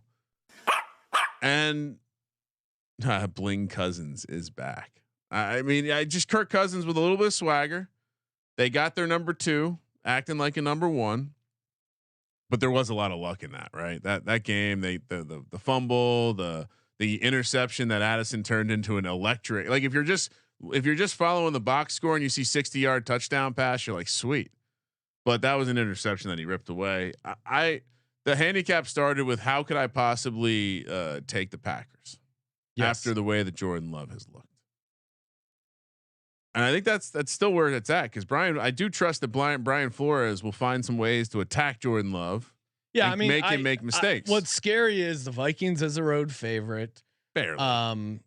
No, the Vikings outdoors on a short week, letdown spot after a huge win on Monday Night Football. Like these are the games Vikings fuck up. But on the other side, how can you get behind this regression for the Vikings?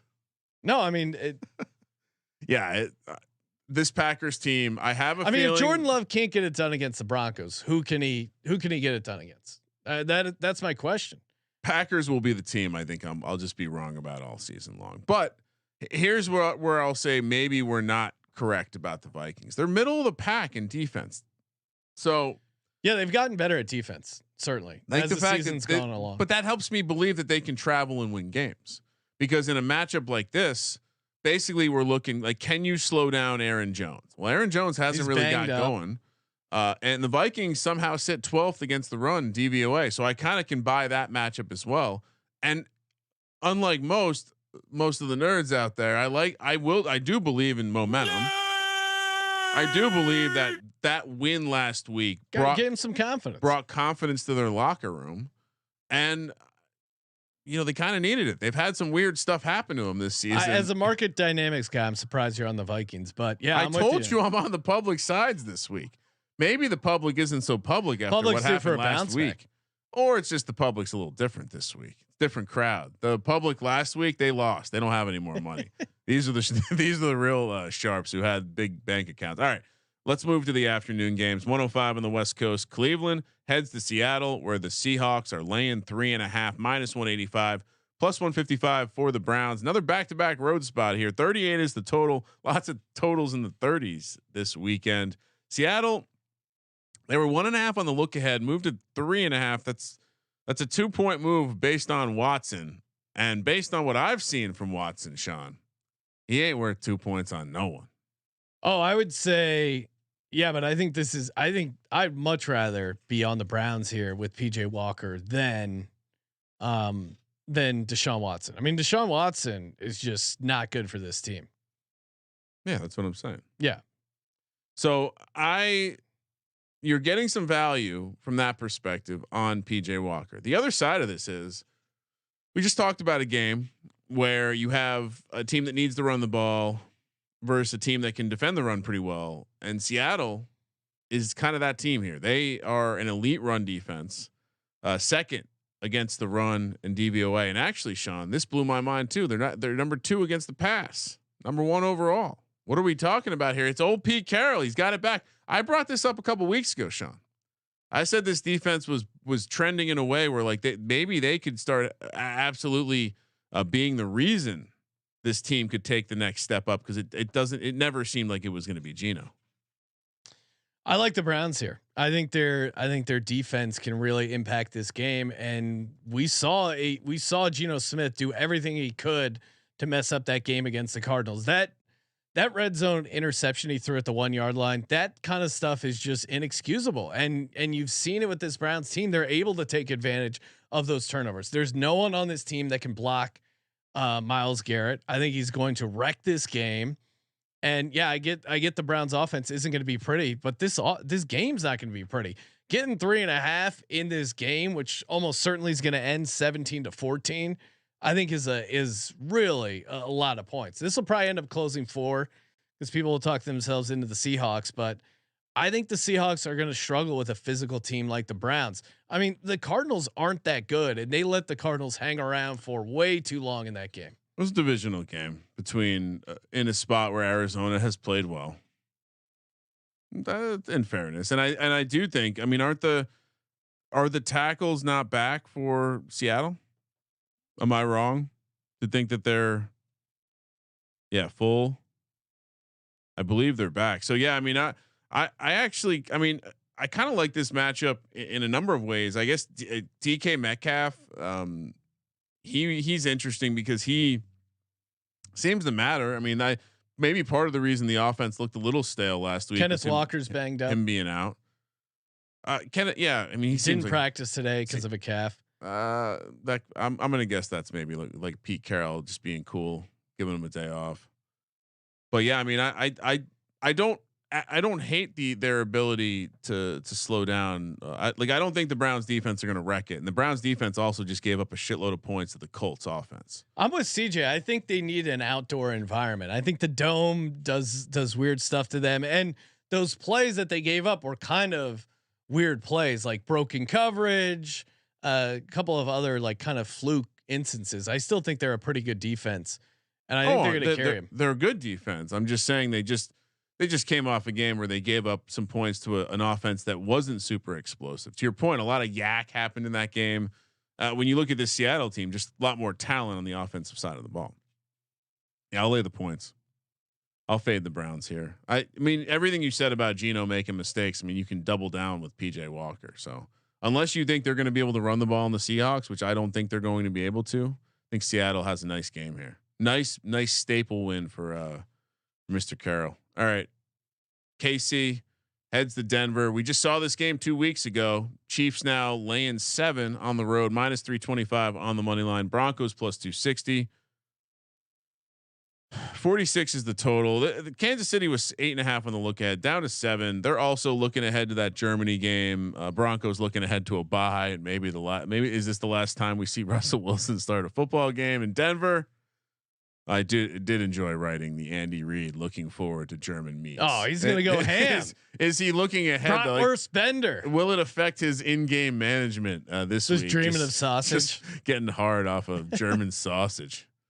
Andy Reid, come eat our sausage. Oh, he's a local celebrity over the schnitzel. Producer Josh pointing out Andy Reid will be experiencing some epic meat sweats. Oh Lord! He's whether deciding to burn a timeout or not. Schnitzel's coursing through his veins. Well, that'll be next week. This week he will be schnitzel-less this week because he'll still be domestic in country. How can you take the Broncos? Like what else do you need to see from this Chiefs team? Their offense is clicking. This Broncos team just really doesn't have much fight. They're coming off a win. Great time to fade a shitty team. And I don't think I mentioned it, but Kansas City's public, so I'll be on them this week. Chiefs have won the last 16 meetings. They dominate this Broncos team. I mean, is that a real number? Yeah, we can get cute and say, oh, they're looking ahead. But the Broncos, the 6th ranked EPA defense, like their defense is really good. You don't think the Broncos are looking to the bye? This team sucks. Yeah, vacation, baby. Let's go. Not have to hang out with Sean Payton. You don't think they're looking to clear out their locker, not come back? That's when they're going to make the switch, Sean. Sean Payton's he's a classic coach. He'll wait for the bye, give himself some extra time with the new quarterback. There's just no way. I mean, again, if you're taking Denver, this is way too cute. It just is. You don't need to go there. Chat wants to know if Taylor Swift's going to be in the house. It is chilly. It is chilly. Snow game, snow, but then potentially snow gives you a chance to debut some different outfits. I'm going to break some news right now. Won't be a snow game. I don't think it's going to be a snow game. What's the angle here? Denver's going to be able to run the ball. Is it simply like, oh, okay, well, the only thing Denver does decently is run the ball. Maybe Javonte Williams was getting it going last week. We saw more of him, less of McLaughlin. Yeah, the Packers suck. What are we talking about? The Chiefs are really good, and they have a defense. This is insane. That is the thing that stands out. You don't typically see Chiefs 4th DVOA offense, 5th DVOA defense. Let's go. They fucked up and let Mahomes get a defense. Hey, speaking of fucking up, you'd be fucking up if you didn't sign up for Hall of Fame bets already. What are you waiting for, man? Make your research so much easier. Frees up a ton of time as a guy who gets down on a ton of bets, including some parlays. Love using Hall of Fame bets, parlay optimizer. Get those parlays dialed in. Find just optimized legs. You got to be covered there. Sort players by hit rate. You can do the deep stats. Hall of Fame bets has you covered. Stop betting in the dark and join over 30,000 users researching with Hall of Fame bets to craft more intelligent, artisanal, data-driven parlays. Download the Hall of Fame bets app or visit HOFbets.com. Use code SGPN to get 50% off your first month today. Start researching, start winning with Hall of Fame bets. And did I mention that Kansas City was getting more of the action? They should be. They're the winning side. 82%. 80. So I'm just plopping myself down. Here's my prediction. All of these quote public sides will not be public sides by kickoff. I'm making that prediction. We'll clip it. Don't worry. We'll remind you. 125 on the West Coast. The Bengals head to the Bay Area, take on the San Francisco 49ers coming off a short week. Niners, of course, looking ahead to the old bye week, with Bengals looking ahead to the reunion, the DeMar Bowl next week. Oh yeah. That's in their radar. This reminds me of a matchup last week where we had Green Bay, or I'm sorry, we had, who was coming off the short week, long week situation. Anyway, this week, I mean, Bengals bye. Niners just played on Monday Night Football, got their ass beat. It was coming home after a back-to-back road spot. Got to deal with all the honey-do list. All kids are keeping you up because they haven't seen you in a while. Yeah, this number. Joe, let's just start at Joe Burrow as a dog against Sam Darnold. What are we doing here? So this is where it's weird though. So the look ahead was 6. It opened at 5.5. I was talking with producer Josh, and we're like, Okay, this is interesting. And then the number drops to 3 today with the news that Brock Purdy is concussed. Again, how this slipped through the cracks, I don't know. Apparently, again, we were going deep into the conspiracy stuff. Apparently, he got concussed and continued to play. Both picks after the alleged concussion on the tush push that I wasn't joking about earlier. And so, yeah, settles in at 3.5 after sitting at 3 for a bit. Sam Darnold making his debut. I do hold some Sam Darnold comeback player of the year and MVP action. So it's great for my Christian McCaffrey MVP ticket. I also would like to point out that one of my more successful underdog teams is a mega San Francisco team that doesn't have Brock Purdy. It does have Sam Darnold. Yeah, I mean that's exciting. We're getting Joe Burrow as a dog of 3 or more points. He's 14-2 against the spread in the NFL. I mean, this is just bonkers. They're coming off a bye. They're healthy. They've really and there's a lot of negative vibes in the 49ers. One, Bosa unhappy with the 49ers, a defensive coordinator talking shit. Yeah, he's going at him. On the Die Hard Eagles podcast, we've re-nicknamed him Brock Turdy, so feel free to use that one. And how can you take a team laying 3.5 if they're saying it's a field goal game with a kicker who is drafted 99th overall? He's 2 out of 5 his last 2 games, including being in the dome. Oh, Sean, he's young. He's working through some stuff. I mean, you can't be cheap with a kicker. Why you would not just want to keep re-signing Robbie Gould? So maybe he's $1 million more. You're the 49ers. Like, what are you doing? And again, I get it. Maybe the Bengals rush defense, you should be able to run on them, but not when you're loading the box up against Sam Darnold. I don't know if Debo's going to play. Trent Williams is still banged up. 49ers have covered the spread in 10 consecutive home games dating back to last season, but a lot of that's that Purdy stuff where no one was believing Purdy could be decent or good, and he proved otherwise. I think this is crazy that Cincinnati's catching 3.5 with a healthy Joe Burrow. It's just bonkers. Yeah, but you also have I mean, what do you think comes out of this Steve Wilkes getting like hammered from all angles? Because it wasn't just Bosa; it was the coach. It's the fan base. I mean, the Niners Twitter can be very aggressive. Oh yeah, the guy never paid me my $50 for saying that Sam Darnold will be higher on the depth chart. And right now, yeah, you were pretty right about that. Right now, it seems like he's the guy in the crosshairs. Look, what concerns me is they have the bye on deck. I don't know how you can play the Niners knowing that they could just choose to sit Debo. Sit Trent Williams. And look, before the year, we talked about how the Niners, how could they be favored to win the NFC when you don't know who the quarterback is? If that was true, why does the number move? And then in my own head, I'm like, well, I like Darnold. I want Darnold to have a good game so I can have this money. You're torn, Ryan. But it's Sam Darnold. I gotta see it before I strap in a real live situation. Betting 150 to 1 MVP is easy. Getting into a situation where you're laying 3.5 with him, no, thank you. Yeah, I gotta ride with the Bengals. Although I'm pissed I didn't grab the number earlier. Was talking about doing it a couple days ago with the 5.5. Don't have it. Don't worry. I'm not bragging. I mean, we got to see CLV touting.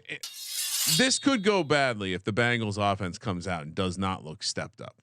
Yeah, but I would say that. I think they figured it out offensively. But I mean, here's what, if I'm the Bengals defensive coordinator, I come in and I say, I'm going to go after you, Sam Darnold, and see what you got. Yeah. And let's see if you can make the same decisions that Brock Purdy's been making. Cause he is making good decisions. I hate to compliment him, but he does make good decisions. He did go to Iowa State. I guess that's maybe a mediocre decision. Last afternoon window again, pretty good 4-game slate in the afternoon again, back-to-back weeks.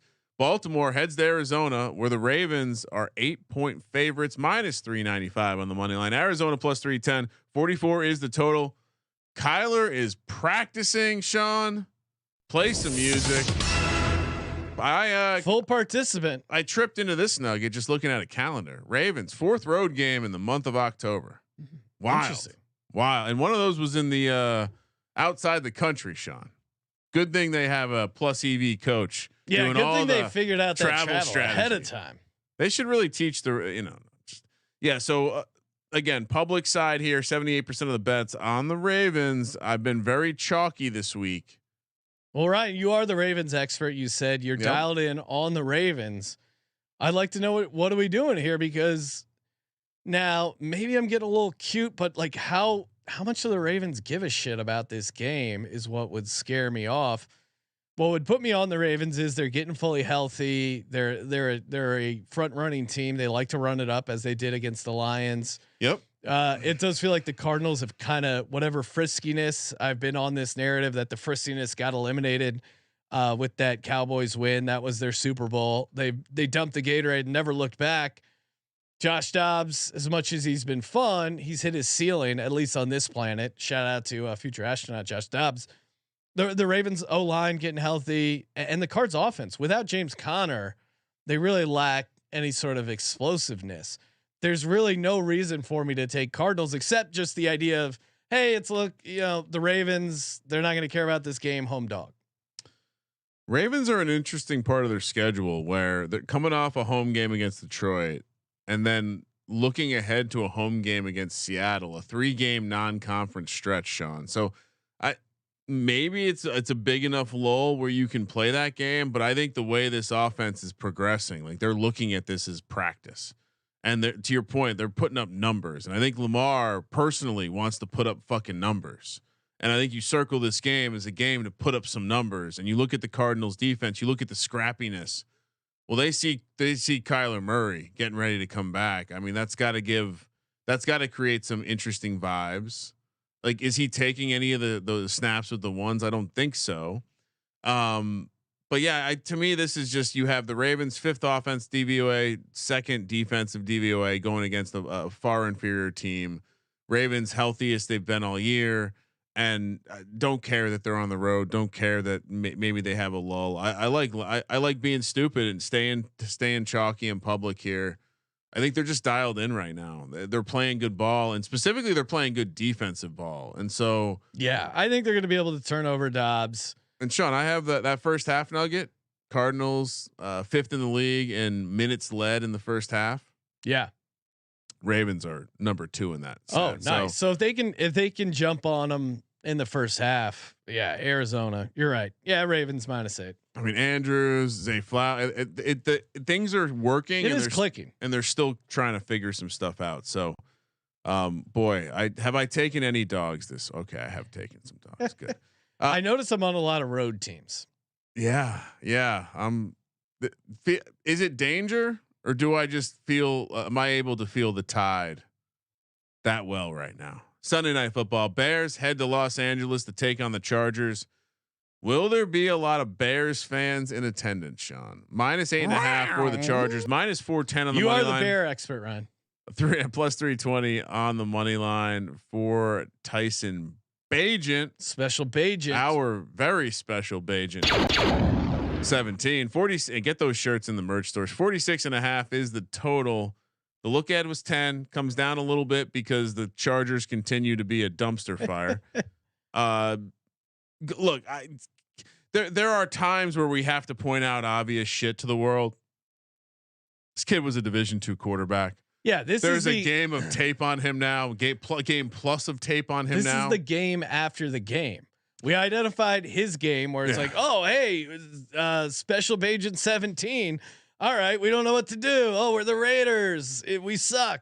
And then his whole family was there. They celebrated. They grabbing the game ball. Yeah, you guys are the best. He doesn't have to do anything else in the NFL. No, to be successful. Already, I mean, he was like emotional because it really is an awesome dream to play in the NFL, win your first game, but now you're going on the road against a desperate, wounded animal in the Chargers who really need a win to save their season.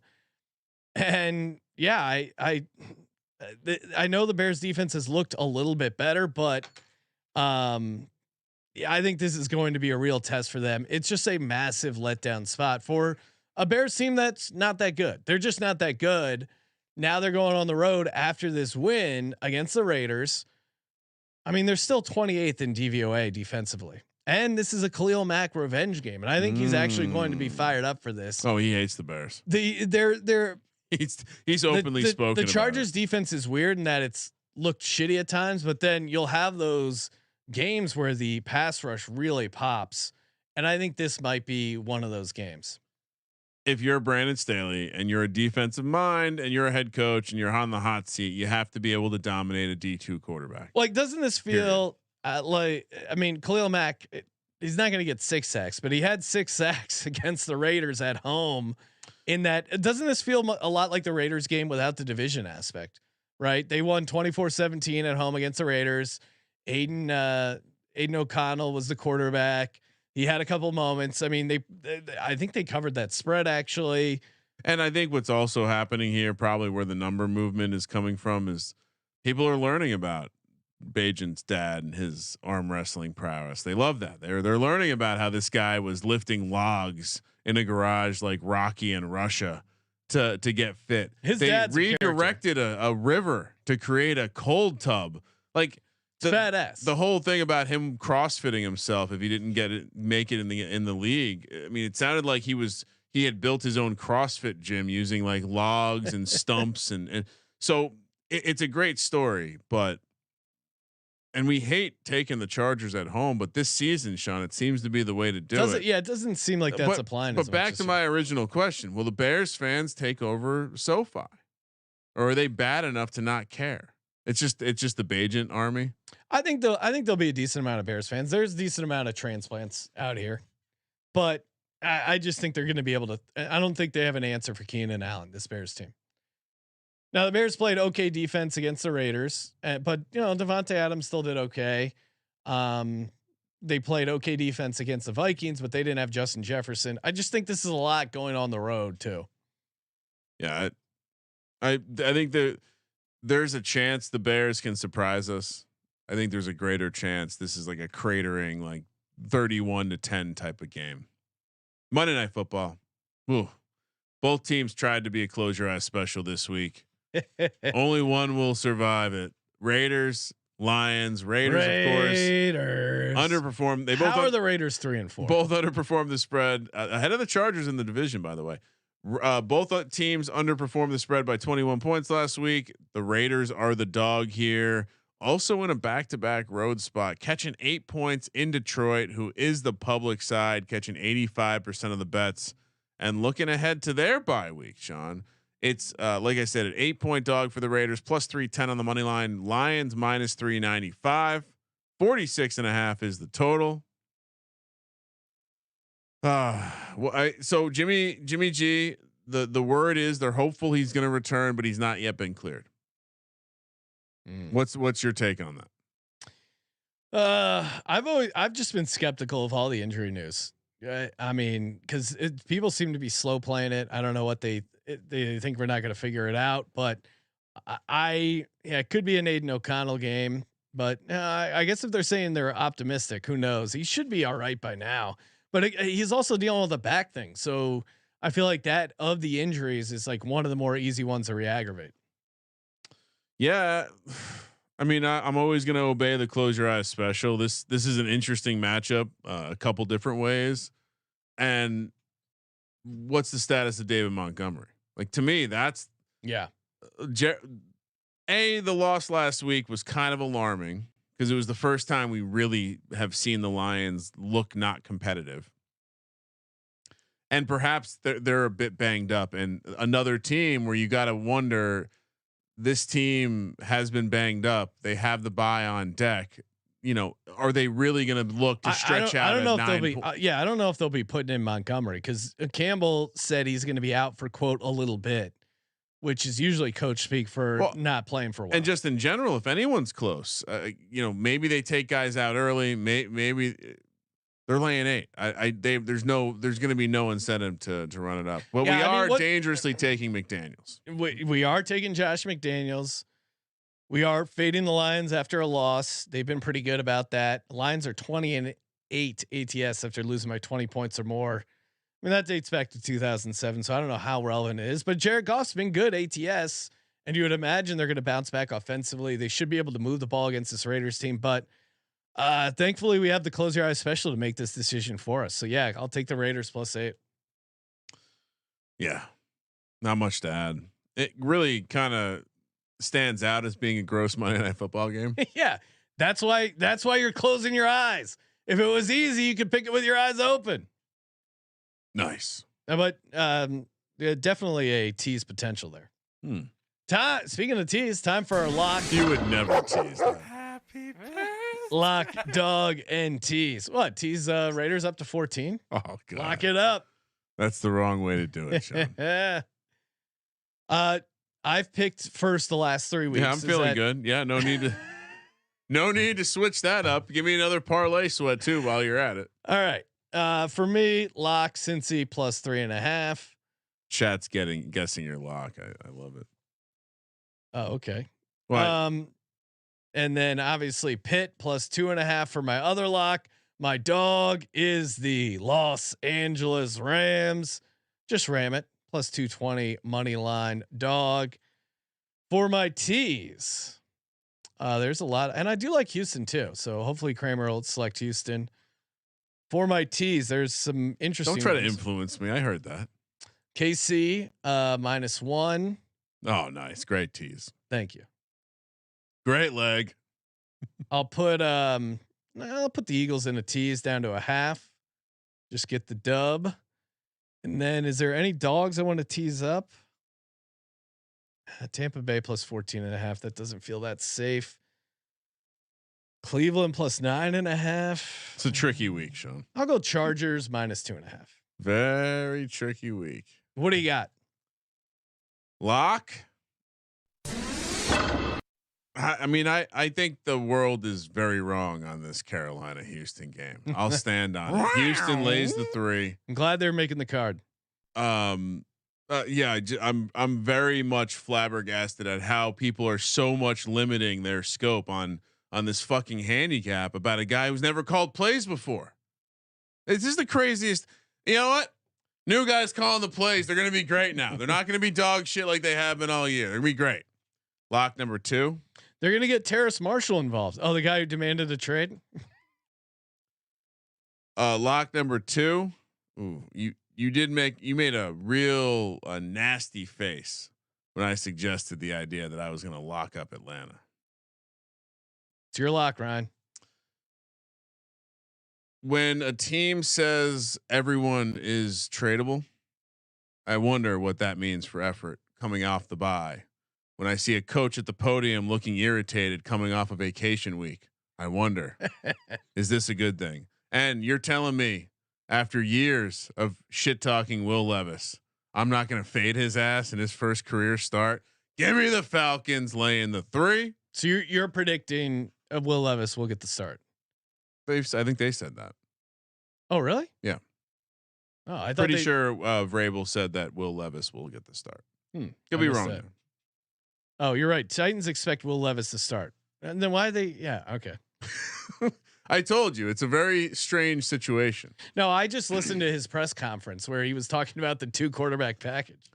Oh, you probably watched a clip version of it. If you watch the whole thing, it not a positive. If I'm a Titans fan, at this point, I think if I'm a Titans fan, I'm hoping they're selling. Unfortunately, Sean, your Tannehill MVP tickets, we're gonna have to tear those up, and our division tickets as well. Probably gonna tear them up. All right, dog.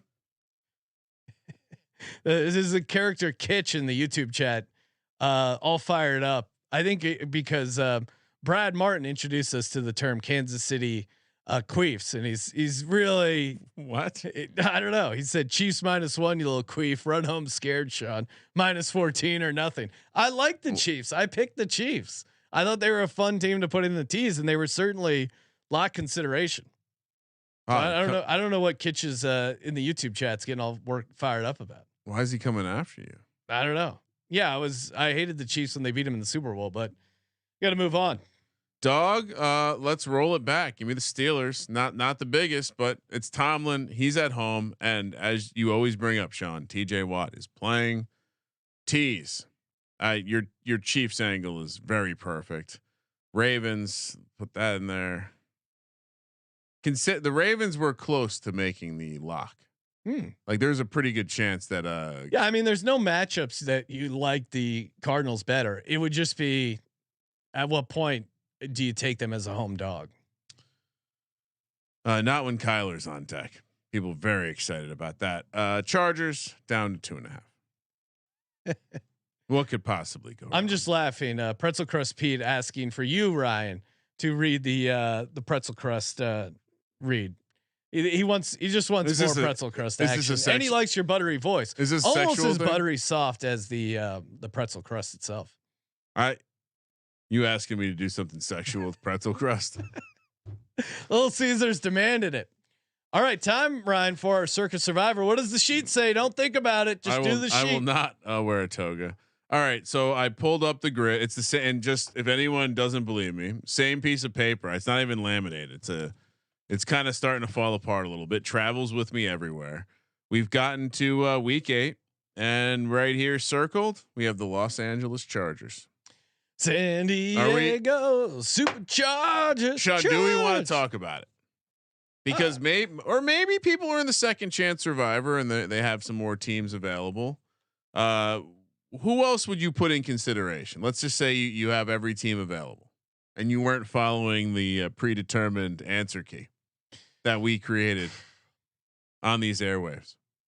Yeah, I mean Ravens, Chargers, Lions, Chiefs. Lions, but you're going against a close your eyes special, but certainly would be in consideration there. I think people will like it. What about Dolphins? If you haven't used them yet? Yeah, but I mean, I'm on the Pats at 9.5, and it's a division game with the look ahead stuff, and Miami's banged up. I mean, I like those first couple weeks. I like Chargers, Ravens, Chiefs. No, I think the plan. This is the perfect week to take the Chargers. Because if they don't do it here, I mean, because we're fading, we're fading the Bears coming off a win. Is what's nice. You know, like if this was the first game that Tyson Bagent was starting, I'd be a little more nervous. Second game, it's perfect. No, it's the game after the game. Yeah. That's when you fade them. So yes, no, sir. And just for the record, if yes, those who are curious, who haven't been tuning in all year, and Kitch in the chat, we were teasing the Chiefs. That's why it was -1. We've already burned the Ravens. We've burned the Chiefs. We've burned the Seahawks. We've burned the Niners, Bills, Dolphins, and Lions. So a lot of good teams. It's a good strategy, but though. Unlike 8,100 people, we're still alive. Still alive. But hey, you know what? I threw 10 entries in, so I'm gonna just game theory and play fucking the Panthers against the Dolphins. That seems like a smart. It seems like so much work to have multiple entries. Oh my, never. I mean, I do have 2 entries, but they're completely independent. I'm not like. What are you guys playing in your independent? I have not had a single conversation. So the only team that we have different in terms of the available is week 1 we fired on Washington. So we still do have Baltimore available. Oh, okay. So we'll see. Baltimore plays San Francisco later on one of the holiday weekends. So, I don't mind keeping that one available. All right. So we got Houston, Atlanta, Cincy, Pittsburgh for our Circa Millions. What will be the consensus play? I really like the Rams. I mean, the Rams for me, or jumping out, especially getting the points. That feels. I really like that. You could also talk me into Chiefs. You really like fading the Cowboys. You're like trying to sell me on the idea that it's a great angle. I do. I mean, I really honestly tried to put my bias aside. Like the matchup of Cup and Puka just eating over the middle. I see them really being able to move up and down the field. But you can talk into the Chiefs. Devil's advocate would be that the pass rush gets home. But I'm with you. I'd probably suggest one of the dogs. Okay, what do you got? Like the close your eyes special, or we go Patriots or Rams. All right, what do you want to do? Let's just fade the Cowboys. Wait, how did it go last time we faded the Cowboys? Let's look at the game tape. I feel like it didn't work out last time. We just said, "Fuck it, let's throw in the fade the Cowboys."